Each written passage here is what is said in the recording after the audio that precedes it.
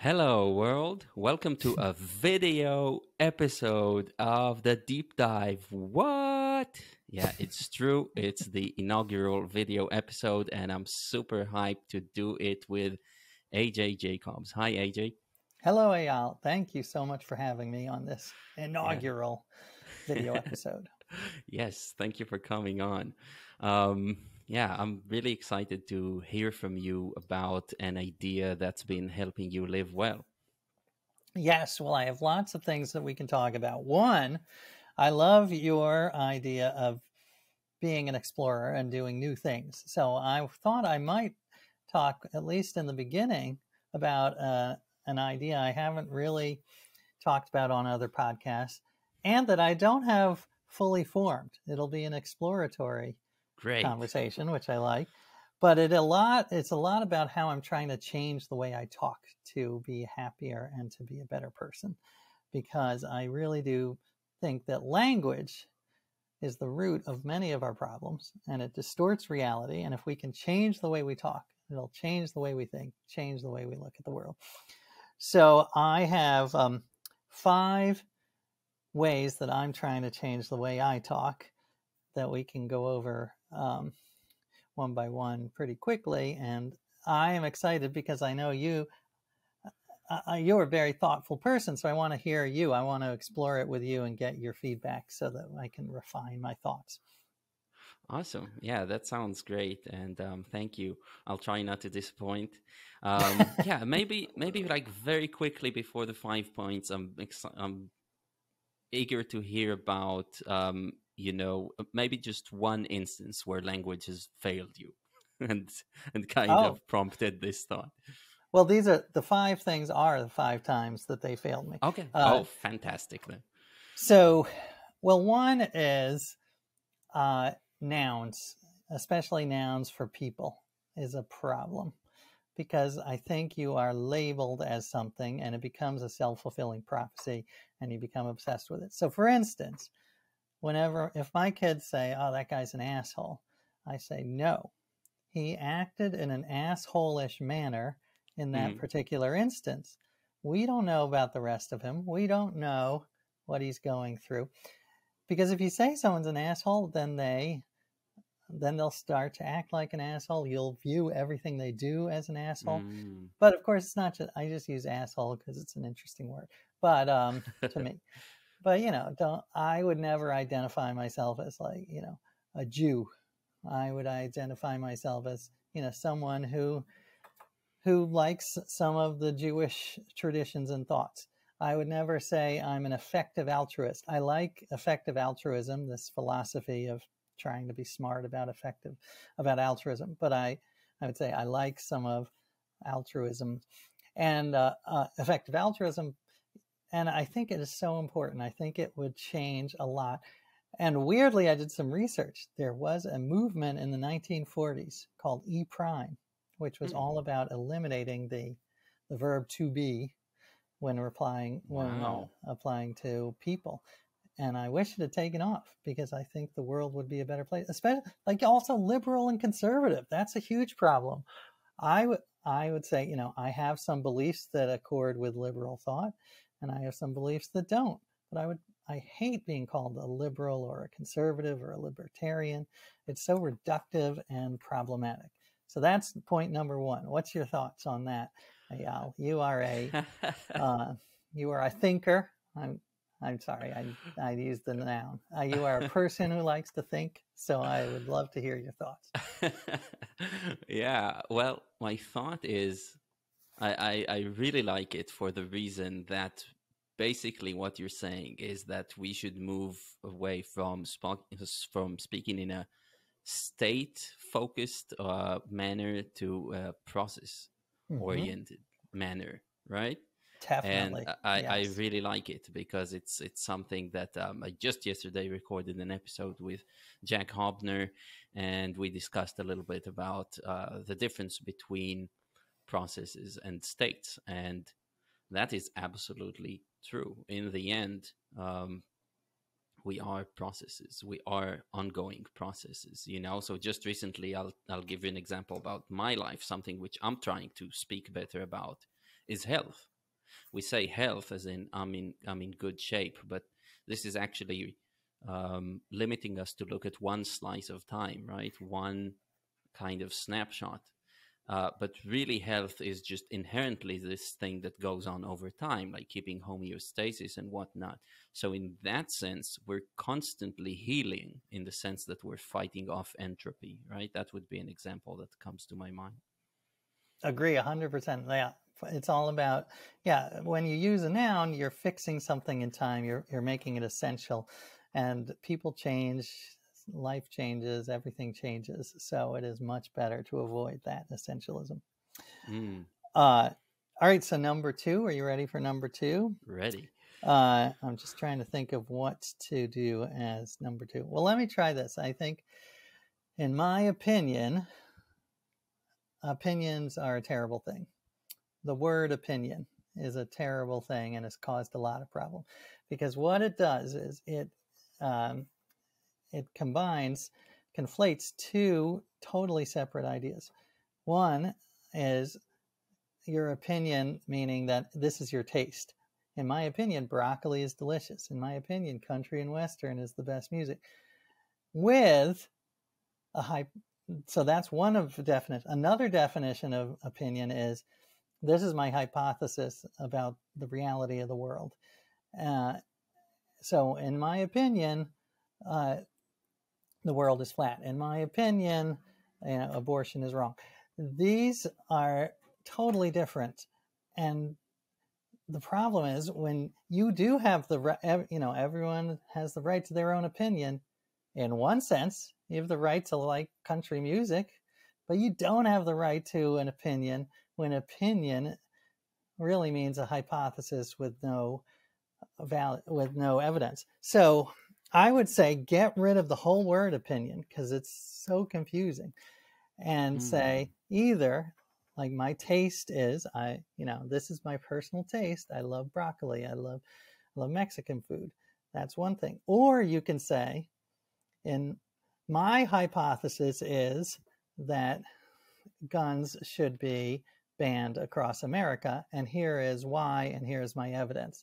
Don't say, in my opinion, guns should be banned, and I have the right to my own opinion. No, you don't. You have a hypothesis that you can back up with evidence or not. And to me, that would be a huge, and I know it's just one word, but it would make a huge difference in the way we think. Yeah. So, as I often do, I would take it to the realm of ancient Greek and look what's there, because ancient Greek is just objectively, it's my opinion.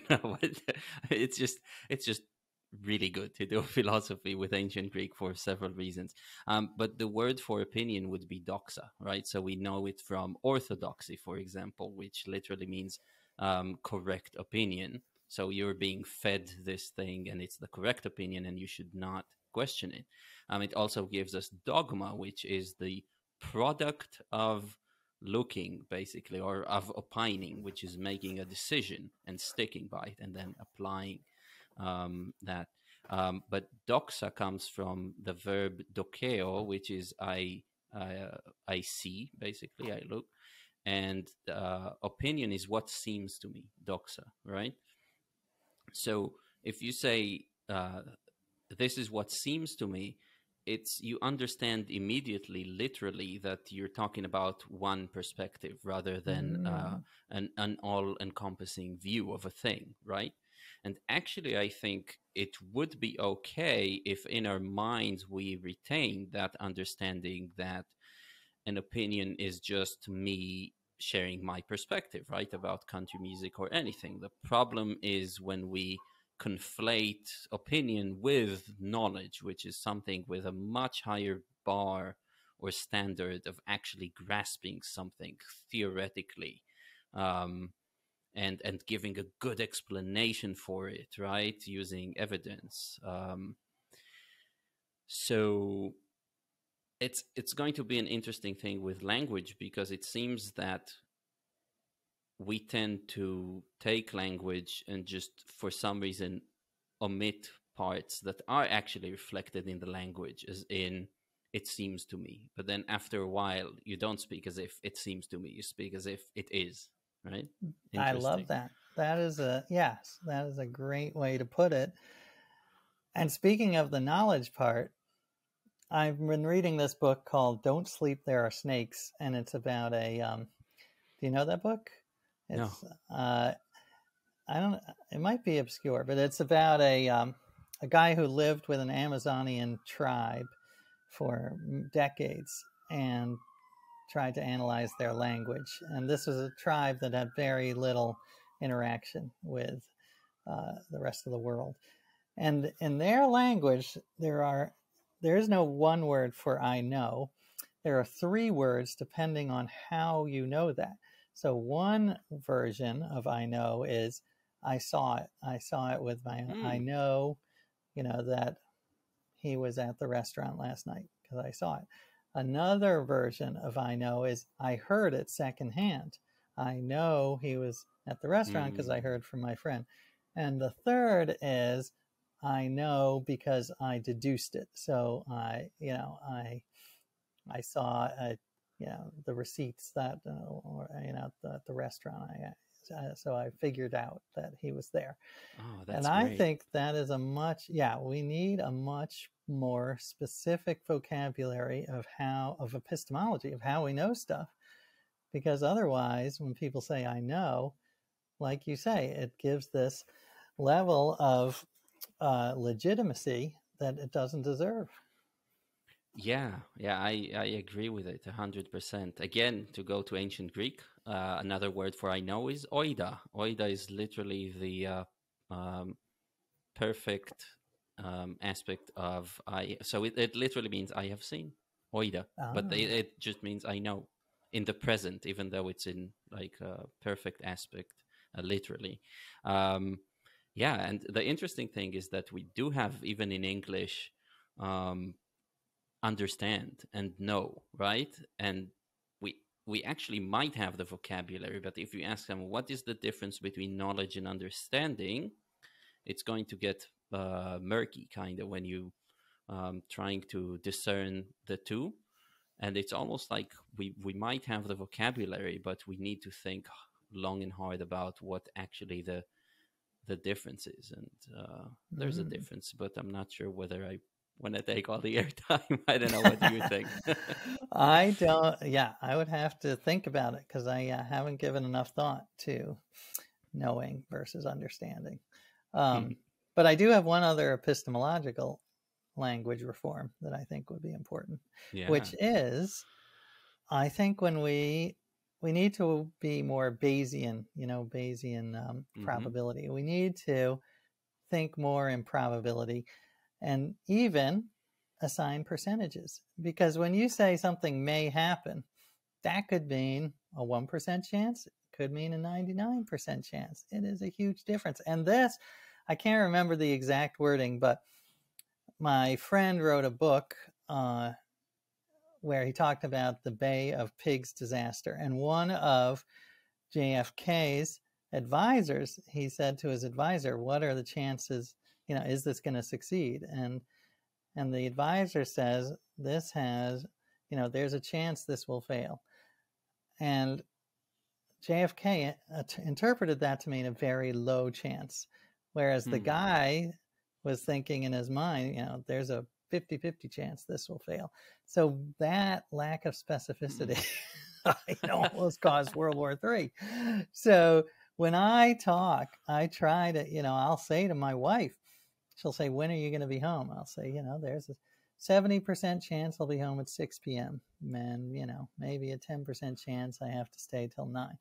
And she's like, "All right, I don't need that specific." But I think it's good. I think we do need, let's assign probabilities, or let's come up with different words for, I think I'll be home.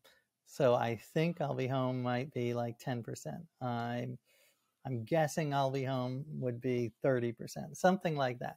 So because it's life is much more of a dimmer than an on-off switch, and our language is built for the on-off switch. Yeah. Well, this is a perfect segue for me into something that I need to vent anyway. But I don't know if you've ever if you've ever learned how to play Texas Hold'em at I all. have. I'm not You good at have. it, but I do. Yeah. Okay, yeah. Well, I'm not, because it takes basically making yourself a computer these days, and it's not much fun. Oh, But right. it's an amazing game. I'm really hoping to get a poker player on this podcast to talk about the many things that could be carried over from playing Texas Hold'em into life, and one of them is, make choices based on percentages or probabilities rather than outcomes, right? And in the long run, you're going um, to run hot, to basically benefit.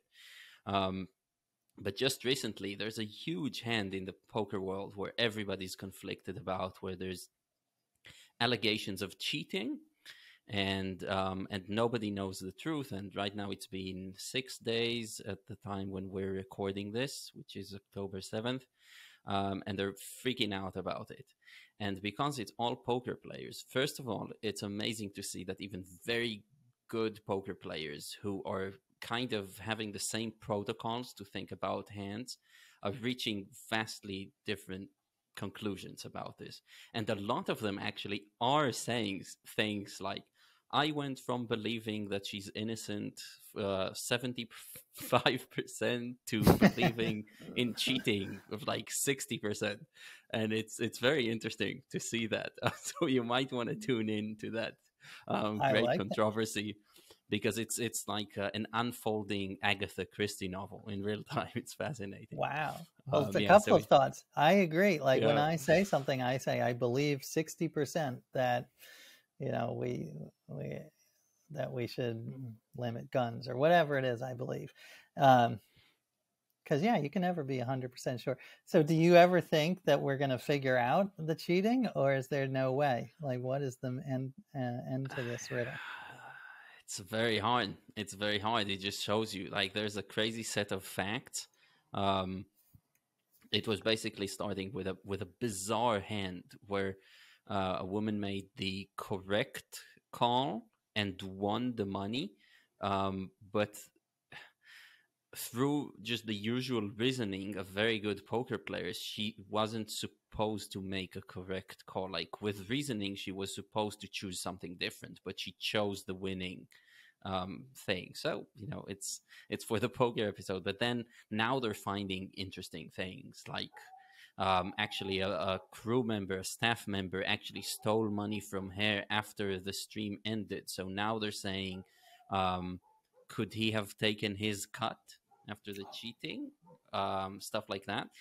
Nobody knows, and there are two camps, and it's actually great because people from both sides, because it's the poker community, a lot of them are saying it's like, we don't know for sure. Good. Um, Yeah. it's really fascinating that it happened of all places in the poker world, right? It's Right. very different in the chess community, for example, where they're just um, Well, yeah. they're So having a it's cheating scandal too. You I heard know, about but that, right? I know, but I think it's not discussed in the same terms, which Mm, this is what's interesting. that is interesting.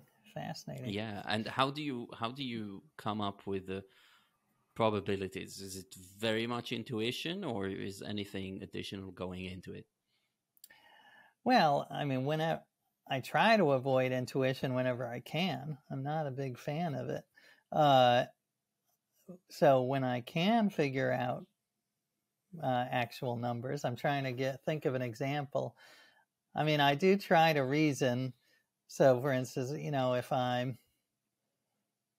I'm scared, if I leave my backpack, say, um, by a tree, and go for a run, like I try to think, what is the actual probability that someone's going to steal it? Like, you know, how many Hmm. people will pass by? How many of them are sleazy? How and I'll never figure it out exactly, but it helps me. It helps calm me down in many ways. And like, instead of being, Hmm.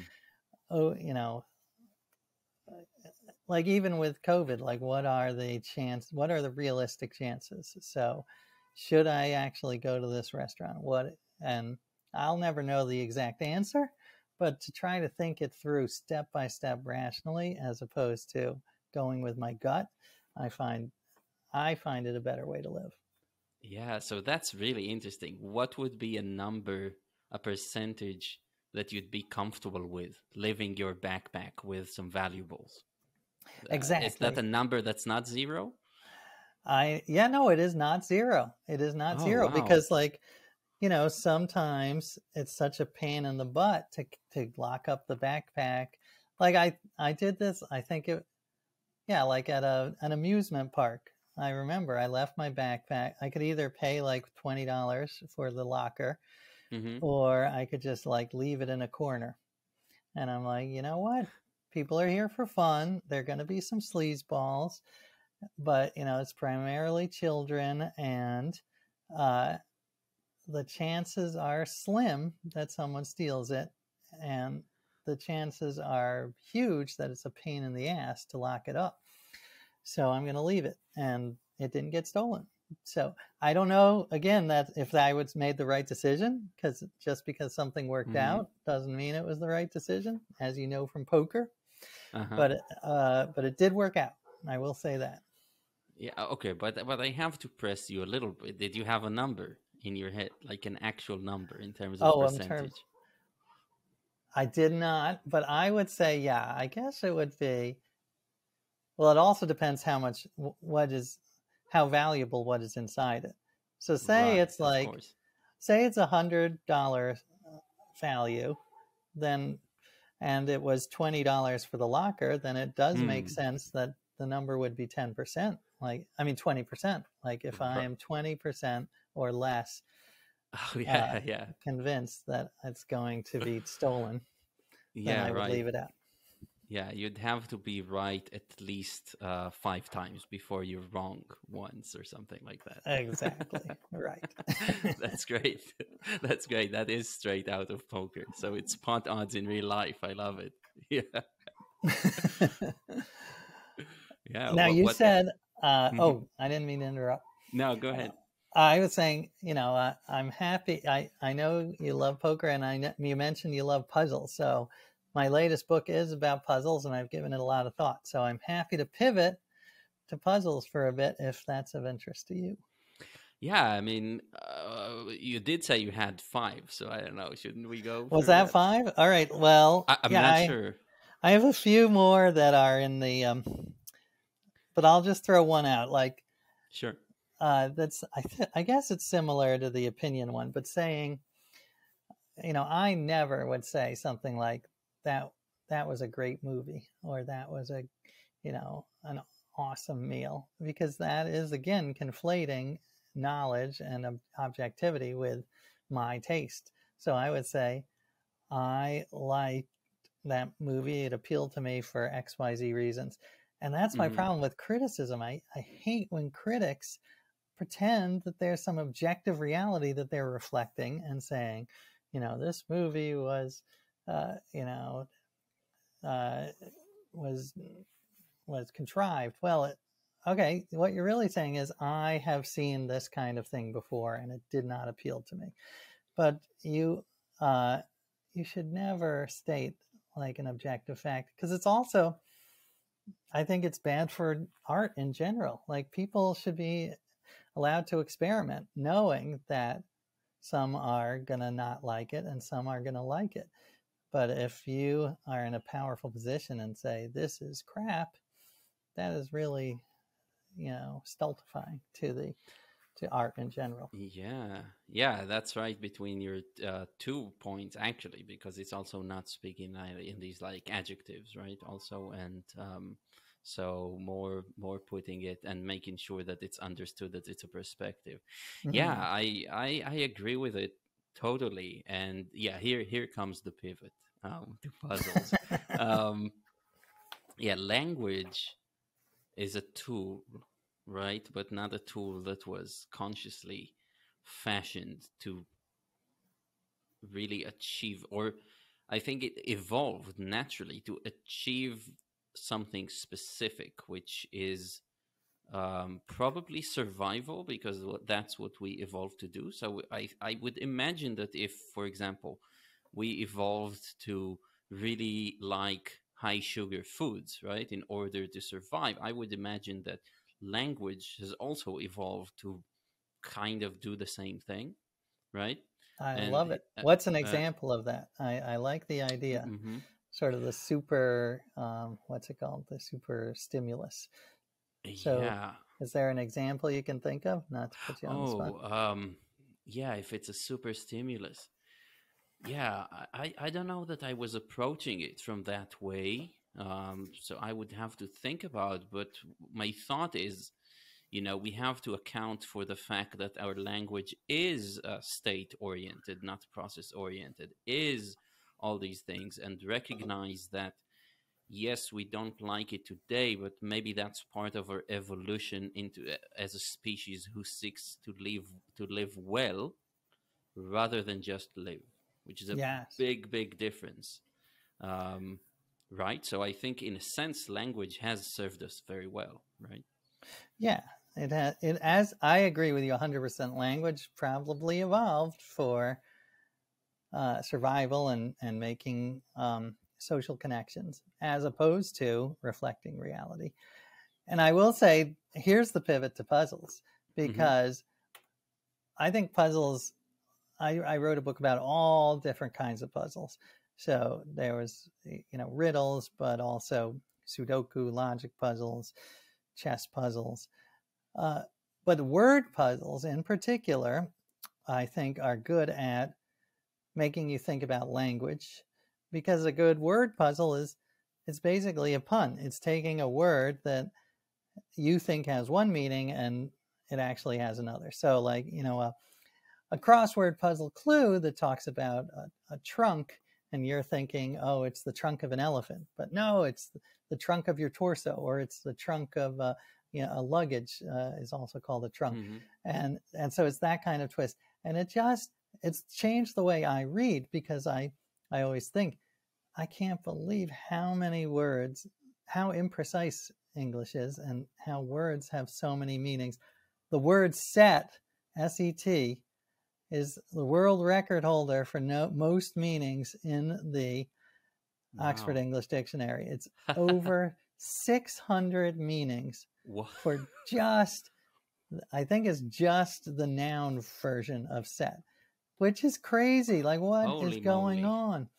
So Whoa. I can give you an example of where I think this can get dangerous. Is like, when I read the word freedom, I try not to have like a reflex reaction. Freedom is good, because freedom is a complicated word that encompasses everything. So the free market, I am overall capitalist, but I think there needs to be regulation. So I'm not a free market like fundamentalist. So, but if you hear the phrase free market, you're like, oh, free, that's a good thing. Free is good. Mm-hmm. But really, you could phrase it as unregulated market. Or you could think, well, this market, if it's totally free, it takes away other kinds of freedoms, like the freedom to choose different companies. If there's a monopoly, because it's totally free market, and it might result in monopolies, then you're, as a consumer, you don't have freedom. So it might be a free market in one way, but not free for the consumer. Anyway, the point is, for me, puzzles have made me much more aware of what a friend of mine calls suitcase words, words that Mm-hmm. contain many different meanings. Yeah, and yeah, it's so funny that you mentioned freedom, because I literally was involved in a tweet about freedom, and somebody wrote, what would you do? I can't remember the phrasing, but it was yeah, basically presenting freedom as this good thing that you just like we're mentioning now, and I was just compelled to write, I have never been happier. Um, I have never been happier since I committed to be doing well in life, right? Or committed to being a good father to my daughter, or committed to be a good partner to my wife, And this is not freedom. These are all instances where I figuratively chained myself to this other person or to this idea, right? And yeah, so it's very interesting, and yeah, I agree completely. I think that um, uh, Yeah, it's an issue with language, and we're at a time, I think, where the evolution, just as it has with our physical evolution to choose high sugar foods, it's time for us to now think about it from a higher level and shape it into something different and to create better habits. It's the same with language, right? We're now in a position where we are already okay, we're surviving, now we need to be thriving, right? And take it to the next level and adopt a kind of, it's beyond language too, right? Ultimately, it's the thinking behind the language, right? So, yeah, and I wanted to ask you when it comes to puzzles, a leading question I'm going to ask, but haven't you found that it's actually because you were mentioning learning, right? And isn't it making learning much more effective when you are with questions led to kind of touch um, the walls that actually limit an idea, right? So you have some sort of negative space that stays in the middle. Yeah, I don't know. How does that relate to puzzles, or what are some puzzles that you've found that do this? Yeah, I love that. And I do think they are amazing for learning. I mean, it is funny because throughout puzzle history, you have these two strains. So you have one strain is like when the crossword first came out in 1913, the New York Times was, it became this huge craze and it was in almost every newspaper, but the New York Times thought, saw it as too, as like cheap amusement, and they called it a pestilence. They were really dismissive, and it was almost like a vice. It was almost like crack cocaine. And they had all these headlines like, man murders wife over crossword puzzle, prison riot over crossword. So there's one strain of people seeing it as an addictive vice. But the other strain that's been around since the very start, one of the first puzzle books in the 1600s was called Tools for Strengthening the Mind or Sharpening the Mind. So seeing it as a way to become a better thinker. And that, no surprise, is the strain that I resonate with.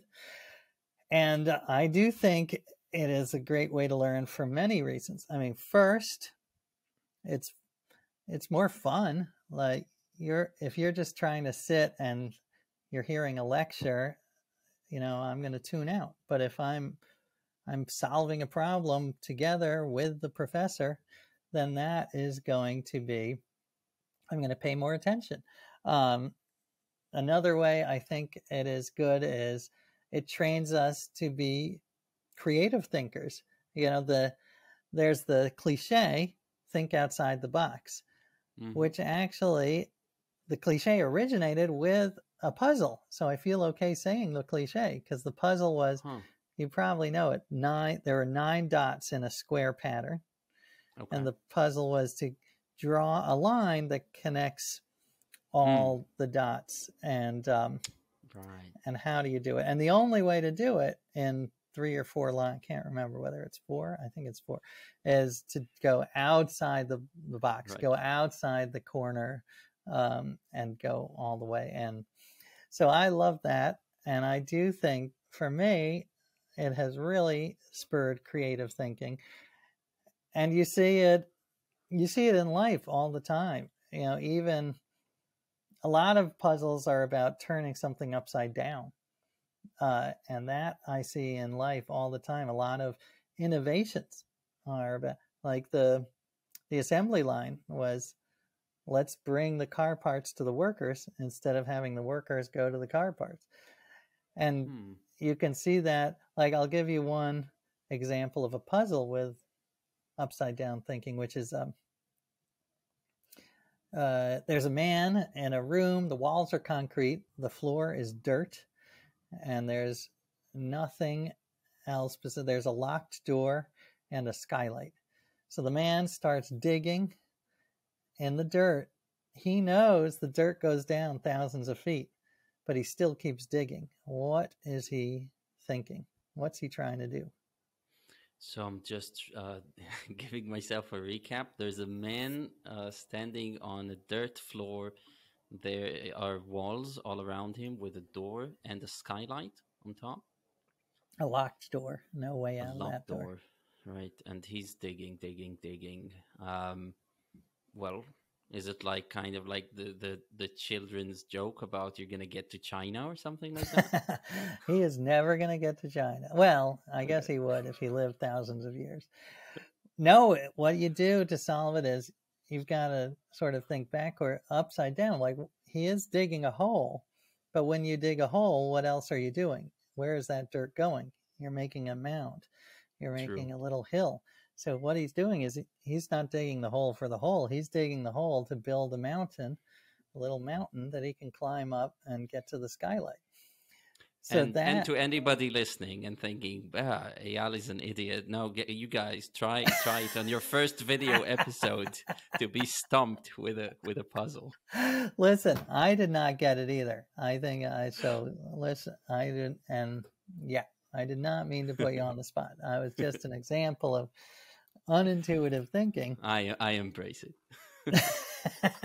Good. So yeah, that's an example of how I think puzzles make us learn better.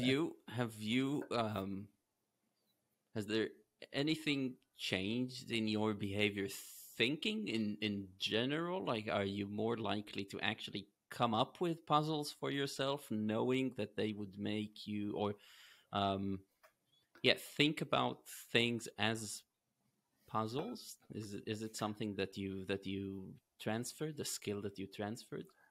I would say yes. I would say seeing the world as a series of puzzles is a very powerful tool. And in fact, the musician Quincy Jones, he has a little life philosophy. He says, I don't have problems, I have puzzles.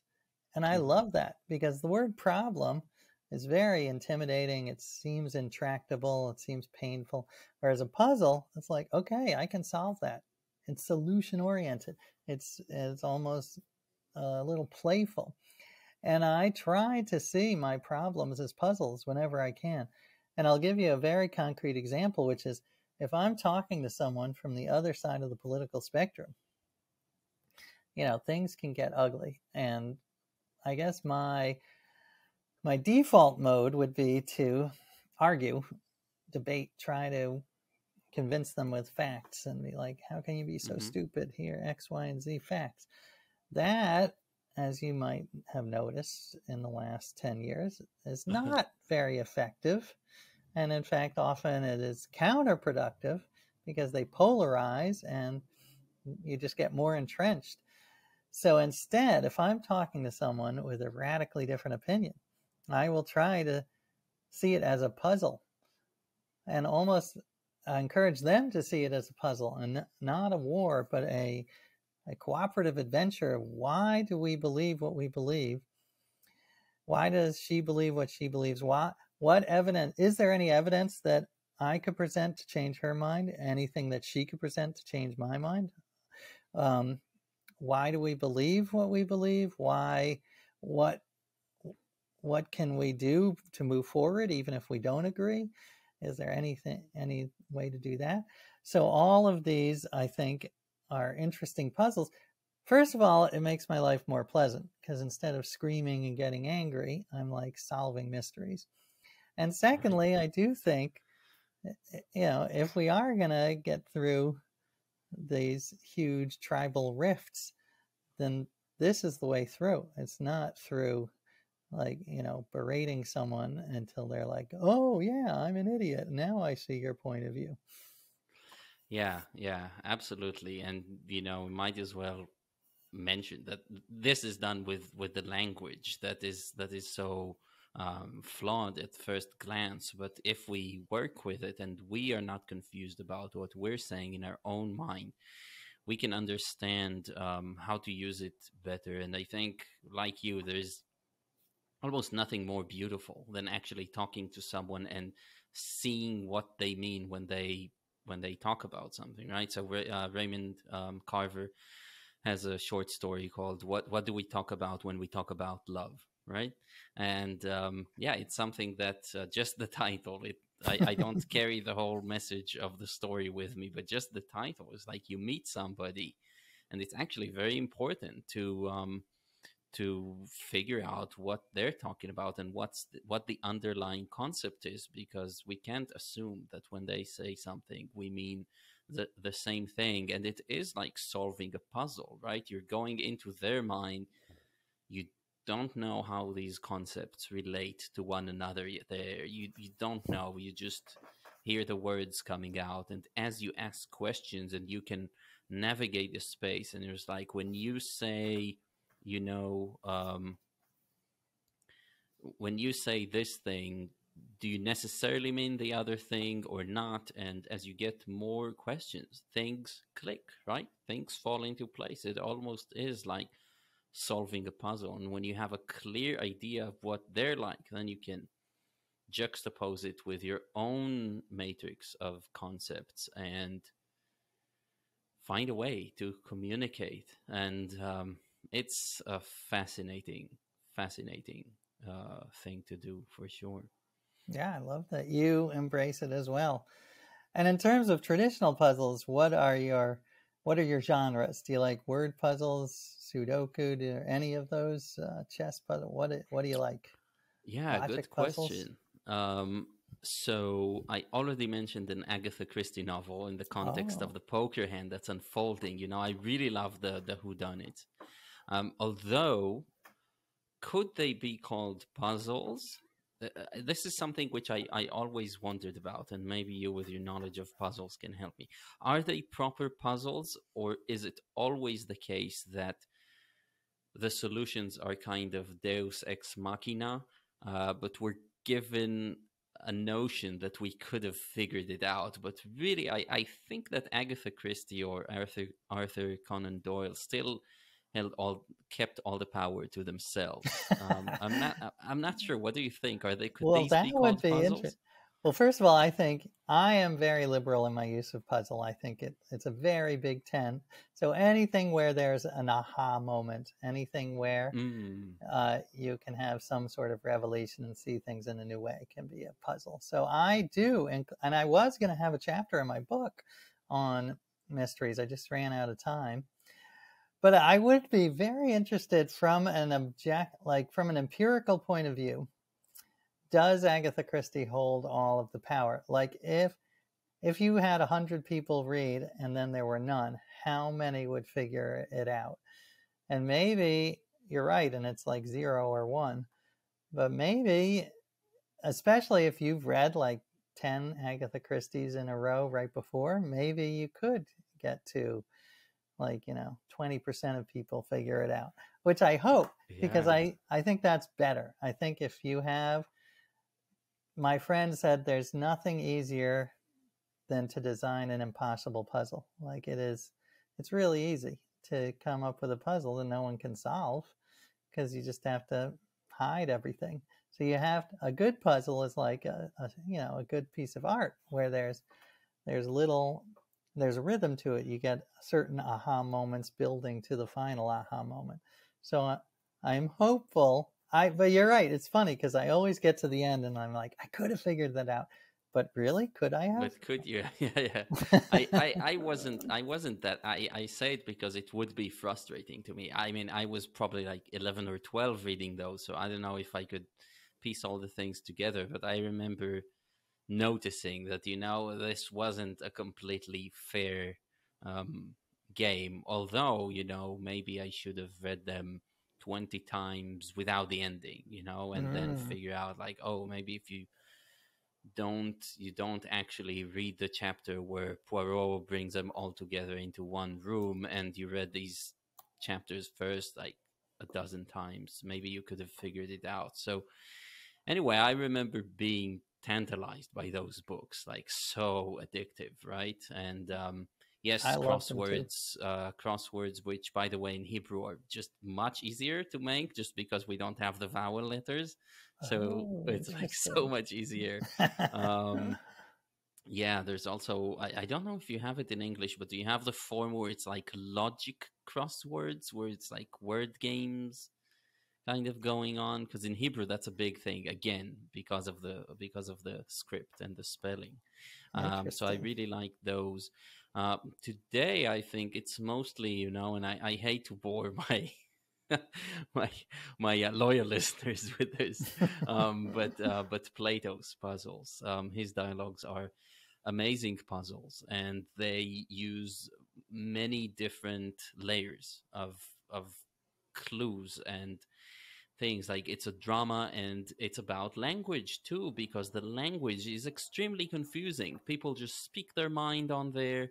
If they're rhetoricians, they also subvert logic and intentionally do wordplay to sway public opinion, things like that. Um, but if you go up and you look at the deeper or higher levels of the dialogue, things stabilize. And then in the end, if you did everything correctly, you can actually um, glance at something which is probably Plato's opinion, which he never ever expressed straightforwardly as in a mass or a treatise. And I'm fascinated by those. I That keep is revisiting them. Um, Is there a yeah. clear example? I mean, I know a little, but not much. Like the cave, I know that Mm, sort of story. But what is an example of a Plato puzzle? Are you able to say it, or it's too long and complicated? well, so there's an episode on dialectic which I did with my ancient Greek teacher and dialectic mentor Ivor. So um, anybody interested can go there. He also has a podcast which goes into detail into a couple of dialogues. So the whole dialogue is a puzzle. Hmm. The cave, for example, it's not a coincidence that actually, had Socrates' interlocutors in the dialogue paid attention to what he's saying, they would actually tell him, Socrates, this cave is impossible to draw, which it is. If you look at drawings of it online, it's ridiculous. And some things, they have to be playing around. It's like these people standing in a pit, basically holding these models, but it doesn't make sense. Like in terms of laws of physics, okay. And people don't do that because they assume Plato is just about the philosophical content. So if something doesn't add up in the laws of physics, they just ignore it because ostensibly that's not the interesting part. Except Plato is trying to hint at you at different times in dialogues that if something is weird, you should look into it. And you should maybe try to connect it with another weird thing that doesn't sit perfectly well. And maybe look at the character and why is this caused because of the interaction of the Mm-hmm. characters, and who are these characters, what are their concepts, and why do they say what they say, what are their motivations. And from there on, you gain this amazing kind of picture that's emerging up until a point where you say, got it. And yeah, I think you'd actually love hearing more about it, so I could Yeah, I can't I wait could to listen refer to you the to that. episode. Awesome. Yeah, so I think that's a puzzle, that a type of puzzle that I'm very concerned with. And then life itself, as you say, problems are puzzles, and each is a unique puzzle which has not been seen before and will not be seen after, isn't it right? Yeah, and I think that I love the metaphor. I think it's got its limits because I think sort of a human-made puzzle has one perfect answer. You know, the jigsaw puzzle has the way that it's supposed to fit together. Whereas life puzzles, there's no Hmm. one perfect answer. There's like 10 different solutions and they're all slightly off. They're all suboptimal. So you have, Percentages, right? right, you got to sort of look at which is the best of those 10 semi solutions. And I also think life puzzles are much more complicated because, well, one way I like to picture it is it's almost like a jigsaw puzzle where the pieces are constantly changing shape because, you know, the like you said, nothing is static. It's all a process. So the puzzle itself is changing as we're trying to solve it. Yeah, absolutely. This is, this ties back to the whole idea of looking at things more as processes than states, right? One image I have in my head, and I mentioned this before, but I'll mention it again, is a snake moving through rocky terrain. If you look at it, it's just so damn elegant, like taking just the most streamlined way of doing it, kind of slithering between the things, and they are in its way, but it's actually using them, right? The snake has to kind of use them as leverage for movement. It pushes against them to move forward, and it's just this beautiful thing. So you're right. Isolating problems as like concrete puzzles that are this thing which you have to do is not going to do, right? Because by the time you think you've solved it, you're already somewhere else. So this is where it's becoming more like a dance, but the way to judge it then is not to see if you've actually solved the puzzle and get this rush of like, hey, I got the right answer, but actually experiencing the flow that the snake feels moving through this rocky terrain, right? Or something like that. So the criterion changes a bit. I love that. Yeah.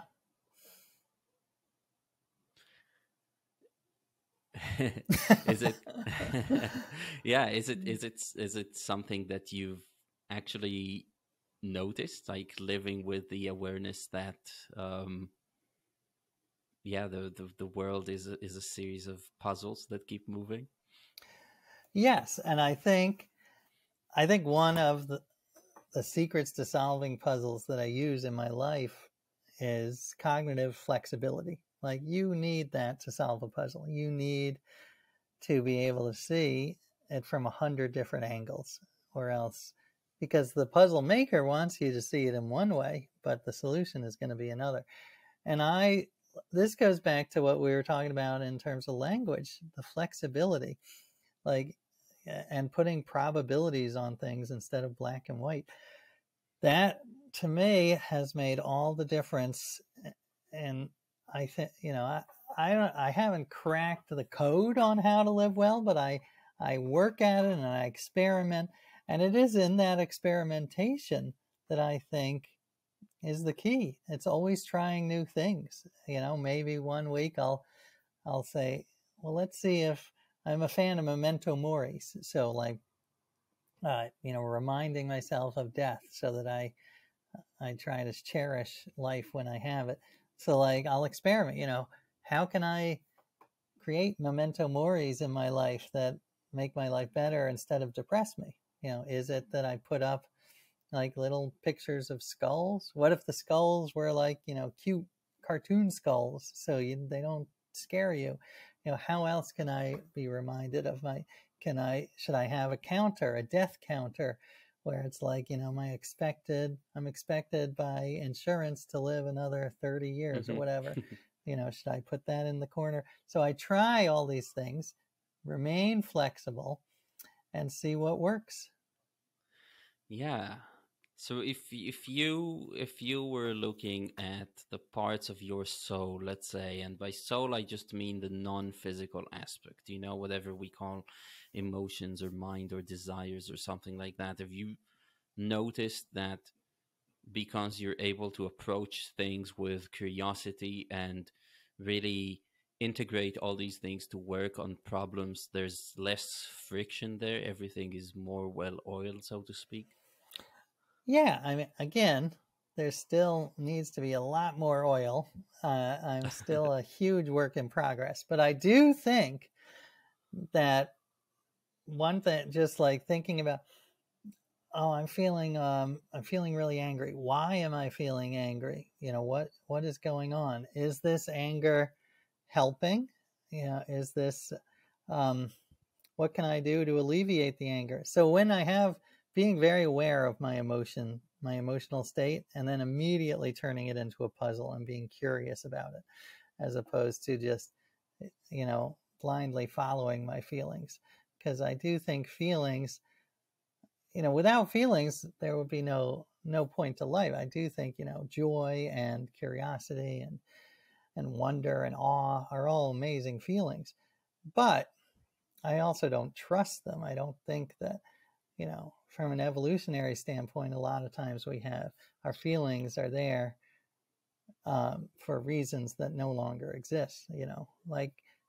Like if I'm in line at the drugstore and someone cuts me and my blood pressure spikes, that would be good if I were about to attack them or run away. But those are not options in the Duane Reade, when I'm, in 2022. So, is that anger useful? And why am I having it? What can I do to feel better? What can I do to prevent it in the future?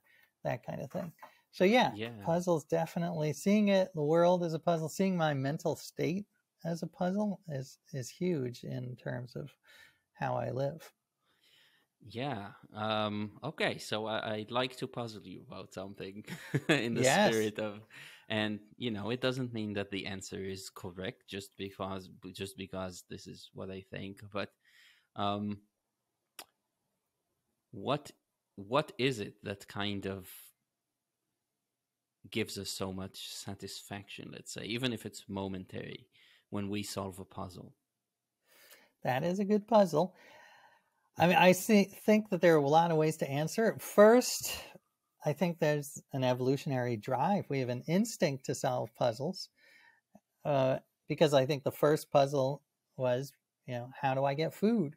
Or who do I mate with? So those, I think we're driven to get whatever it is, the dopamine rush, whatever chemical. When you solve something, you get that. So we are...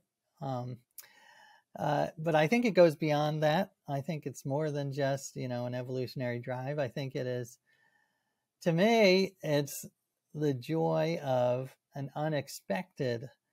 I love surprise. I love the idea of something that I couldn't have seen coming. I also love the idea of something, chaos suddenly becoming order. Everything looks like, what the heck is going on? Ding, ding, ding. You like that? I'll tell you, yeah, I love it. So first of all, I think it kind of ties back to the whole discussion of, we evolved to survive and now we want to thrive. We want to take it a step further. So right. The old way of living and surviving actually involved a lot of risk taking in some other departments. For example, fighting other mates, fighting other males for mating or something like that, right? So it actually, as much as it was about surviving, there was also a lot more risking your life and putting yourself in danger. So it's not just the reward, I think, chemically. I think what is common to all the puzzle solving, like that moment when you suddenly perceive fittingness, which I think that is understanding that the good as a concept is the fitting, is one of the biggest steps in evolution in our thinking that we can make, is really understanding the concept of the good and realizing that it's fittingness. And in everything that we call good, we actually perceive fittingness, although we sometimes forget what type of good it is. Is it good for us? Is it good for something else? Is it good visually? Is it good? So there are different types of good, but when you solve the puzzle, and let's think of just the simple jigsaw puzzle, right? It's the fittingness that gives us this inexplicable almost sense of wonder, and just like for this one moment you're being transformed or transcending something. Isn't that right? I love that. And yeah, there was I met the guy who they call the godfather of Sudoku, and he had a nice metaphor for puzzles. He reduced puzzles down to 3 symbols. So the first is the question mark, and that, which is like you get there and you're baffled. Then the forward arrow, which is when you are solving it, like that's the process of solving it, and then the exclamation point, which is the aha moment. And I love that. So just 3, and he said it wasn't just for puzzles, but that same question mark, arrow, exclamation point was like a lot of life. And his point was he had sort of a Zen flavor, I think, because he said, you got to embrace the arrow. You don't know if you're going to get to that aha moment, which, you and I both love that. But you've also... No speakable content oh boy, could be found on the screen. What the heck was that? That's a puzzle. What the heck just happened? It's a puzzle. Anyway, so yes, I love the idea of embracing the arrow as well as the end. Speaking of the end, I got assigned a couple of things today, which screwed with my schedule, and I'm sorry because I could talk to you for hours, but I might have to leave soon. I'm sorry. Of course. I'll just complete one last thing, which is just to tie it back to the idea of just living life in this kind of beautiful way, moving through the terrain and looking at the situation, always acting with grace, So I think a puzzle is ultimately a metaphor for that. But once you start to play and everything becomes more complex, there is no question mark or exclamation mark. It's a never-ending thing, and you can just kind of try to live your life in a state where the fittingness is fleeting, but you're always going around it, and there are moments where you perceive it, and these moments are just absolutely beautiful and worth cherishing. So well, that image of a snake is I love that one. I'm going to think about that, because it's also is good because they're constantly interacting with the environment, the rocks, and figuring out how to negotiate them, which I think is a great metaphor for, again, flexibility. They're going to be rocks, and you've got to figure out how to work with them. Fantastic. Well, AJ, I won't hold you any longer, but I would love for you to share with listeners, just details on where you could be found online and your latest book. And could you just say where the treasure hunt stands with the book? I know that in the introduction there was the first clue, but has this been solved at all? Oh yes, I had hid a secret code in the introduction of the book that if you put it into the puzzlerbook.com website, it opened up to a series of amazing but really hard puzzles that my friend Greg Pliska and his friends wrote. The first to solve it got $10,000, and someone did solve it after a month. So you can't get the 10,000, but the puzzles are still there, and they are still amazing. So go to thepuzzlerbook.com and you can access the puzzles. And of course, I would love for you to buy the book, The Puzzler, and I'm at ajjacobs.com, on Twitter at ajjacobs, etc. So I would love to hear from any of your loyal listeners. Fantastic, AJ. Well, thank you so much. This has been such a fun episode to make, and I'm happy we have it on video as well. Oh yes, that was exciting to be part of that debut, and yes, I loved the conversation, and thank you for letting me talk about things that I have never talked about before. Of course, thank you so much.